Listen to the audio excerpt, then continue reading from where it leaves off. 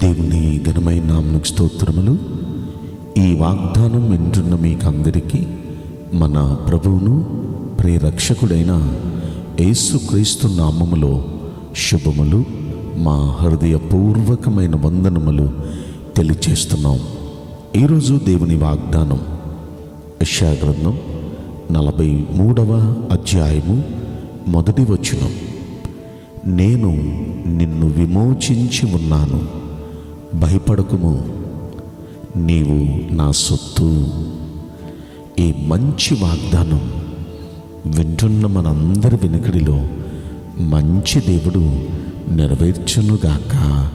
ఆమేన్. ఈ వాగ్దానం దేవుడు తన భక్తుడైన యాకోబుకి ఇచ్చిన వాగ్దానం ఈ రోజున మనకిస్తున్నాడు. ప్రియ దైవ జనాంగమా, మనల్ని ఆయన విమోచించాను అంటున్నారు. విమోచన అంటే దేని నుండి? మీరు ఎదుర్కొనే శోధనల నుండి మీకు ఆయన విమోచన ఇచ్చాను అంటున్నారు. మీరు ఎదుర్కొనే బాధల నుండి, వ్యాధుల నుండి, మీరు ఎదుర్కొనే ప్రతి సమస్యల నుండి దేవుడు విమోచన అంటే విడుదల, అది మనకిచ్చాను అంటున్నారు. భయపడొద్దు. ప్రస్తుతం మీరు ఎదుర్కొనే ఈ కష్టాలు, ఇక వాటికి ఎండ్ పలికాడు ఆయన. ఆ కష్టాలకు ఇక ముగింపు పలికాడు కనుక భయపడొద్దు. అవి కొద్ది రోజులే. వాటన్నిటి నుండి దేవుడు మీకు విమోచన, విడుదల ఇవ్వబోతున్నారు. కనుక ఆయననే మరొక మాట, నువ్వు నా సొత్తు, నిన్ను పేరు పెట్టి పిలిచా, నువ్వు నా సొత్తు. ఈరోజు ఈ వాగ్దానం వింటున్న ప్రతి వ్యక్తికి దేవుడిస్తున్న అభయం, మనం ఆయన సొత్తు. విలువ పెట్టి కొనబడిన వారం మనం ఆయన సొత్తు. ఏ రోజైతే ప్రభు బిడ్డలమయ్యామో ఆ రోజు నుండి ఆయన సొత్తు మనం. కనుక భయపడొద్దు, మీరు ఆయన సొత్తు.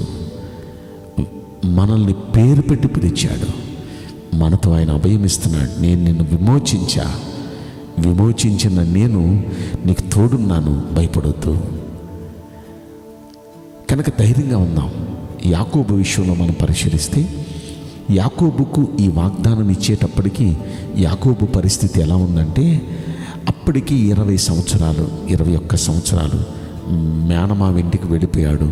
అన్న చంపేస్తాడేమనే భయంతో అక్కడ ఉండి ఒంటరిగా వెళ్ళిన వాడు కుబేరుడైపోయాడు. అబ్బో, భార్యలు, పిల్లలు, 11 మంది పిల్లలు, దాసదాసీలు, గొర్రెలు, మేకలు, మందలు బాగా విస్తారంగా దేవుడు ఆశీర్వదించాడు. అభివృద్ధిలోకి వచ్చేసాడు. అంత విస్తారమైన అభివృద్ధిలోకి వచ్చి ఆశీర్వదించబడిన వాడు జరిగింది ఏంటో చెప్పనా? ఇంటికి వెళ్ళిపోదాం. దేవుడు అన్నాడు, నువ్వు నీ తండ్రి ఇంటికి వెళ్ళు అని. తండ్రి ఇంటికి బయలుదేరాడు.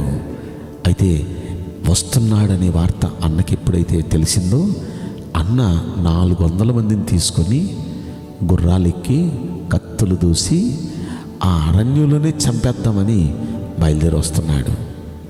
ఆయన వస్తున్నాడనే వార్త ఈయనకి తెలిసిపోయింది.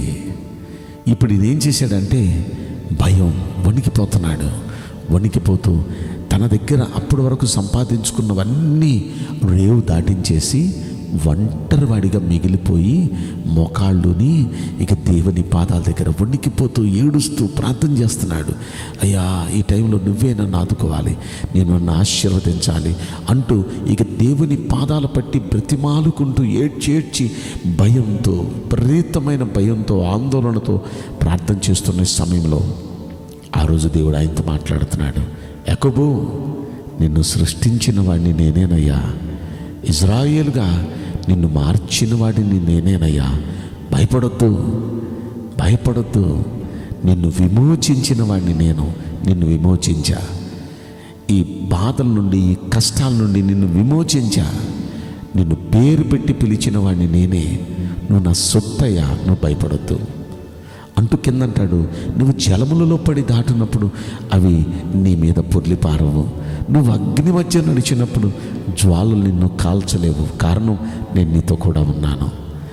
ఏ జలాల మధ్య నుండి వెళ్ళినా నిన్ను ముంచలేవు, అగ్ని మధ్య వెళ్ళినా కాల్చలేవు, కారణం నువ్వు నా సొత్తయ్యా, నా వాడివి నువ్వు, నేను నిన్ను వాటన్నిటి నుండి విమోచించాను. ఈరోజు నీ వాగ్దానం వింటున్న ప్రియ దైవ జనాంగమా, మన దేవుడు ఆల్రెడీ మనల్ని విమోచించాను అంటున్నారు. కనుక భయపడొద్దు. మీరు ఇప్పుడు చూస్తున్న ఈ కష్టం ఇక కొద్ది రోజుల్లో మీరు ఆ కష్టం నుండి బయటకు వచ్చేయబోతున్నారు. ఎందుకంటే ఆల్రెడీ డన్, దేవుడు విమోచించాడు.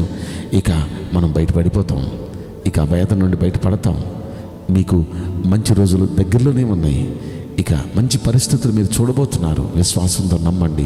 మన పరిస్థితులు అన్నీ దేవుడు మార్చబోతున్నాడు. విమోచన ఆయన మాత్రమే ఈ కష్టాలన్నిటి నుండి విమోచించగలడు. ఆయన అంటున్నాడు, నేను విమోచించా, ఇక భయపడొద్దు. ఆ రోజున దేవుణ్ణి బట్టి ధైర్యంగా ఇక లేచాడండి. ఏ అన్న చంపేస్తాడని భయపడుతూ ఇన్నాళ్ళు ఉన్నాడో, ఇన్నేళ్ళు ఉన్నాడో, ఇప్పుడు ఆ అన్న ముందే వెళ్ళాడండి. ఆ అన్న ముందుకు వెళ్ళేటప్పటికీ ఆ అన్న ఏమంటాడంటే, తమ్ముడా, ఎవర్రా వీళ్ళంతా? దేవుడు నీ తమ్ముడికి ఇచ్చిన ఆశీర్వాదం అన్నా వీళ్ళంతా. అబ్బా, దేవుడిని నేను ఎంత దీవించాడ్రా అని కత్తి పక్కన విసిరేసి గుర్రం దిగి మెడ మీద పడి ముద్దాడి, నేనున్నానురా, నీకు ధైర్యంగా ఉండరా అని శత్రువు కూడా తనకు మిత్రుడైపోయాడు. పరిస్థితులన్నీ తనకు అనుకూలమైపోయినాయి. ఇప్పటి వరకు మీకు అన్ని వ్యతిరేక పరిస్థితులు ఉన్నాయా? ఎక్కడికి వెళ్ళినా మీకు అంత వ్యతిరేకతలు, అంత బ్యాడే కనిపిస్తుందా? ఇలాంటి పరిస్థితుల్లో మీ భయాలన్నీ దూరపరిచి, మీ వ్యతిరేకతలన్నీ మీకు అనుకూలపరిచి, మీ పక్షాన కార్యం చేయటానికి ప్రభు సిద్ధంగా ఉన్నాడు. ఆల్రెడీ వింటున్న మీలో చాలా మందిని దేవుడు విమోచించాడు. ఇక ఆ విమోచన కార్యం మీరు కన్నులారా చూడబోతున్నారు.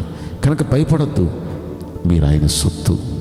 భయపడొద్దు, మిమ్మల్ని పేరు పెట్టి పిలిచినవాడు ఆయన సొత్తును ఆయన కాపాడుకుంటాడు. ఆయన సొత్తుకు ఏ కీడు రాకుండా ఆయనే తప్పించుకుంటాడు. కనుక మనం ఆయన సొత్తు. నమ్మండి, మీరు ఆయన సొత్తు. ఎవరు మట్టుకు వారు అనుకోండి, నేను ఆయన సొత్తు, నన్ను ఆయన కాపాడుతాడు, నన్ను ఆయన బయట పెట్టాడు, విమోచించాడు ఆయన. ఈ విధంగా మీరు మనసులో నమ్మండి. మీ నమ్మిక చొప్పున ఖచ్చితంగా దేవుడు కార్యం చేయబోతున్నాడు.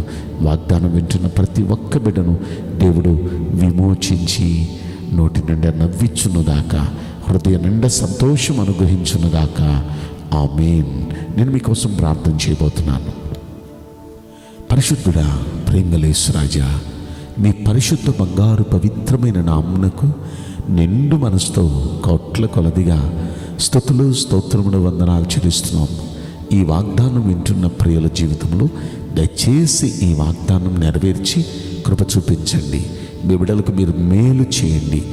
వారిని దయచేసి వారు అనుభవిస్తున్న కష్టాలన్నిటి నుండి, రోగాల నుండి, బాధల నుండి, సమస్యల నుండి దయచేసి వారిని విమోచించండి, విడుదలపరచండి అయ్యా. ఎందుకంటే వారు మీ సొత్తు. ఈ వాగ్దానం వింటున్న వారంతా మీ సొత్తు.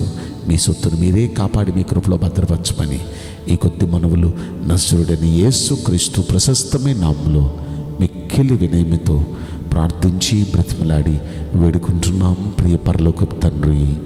ఆమేన్. May God bless you all. Thank you.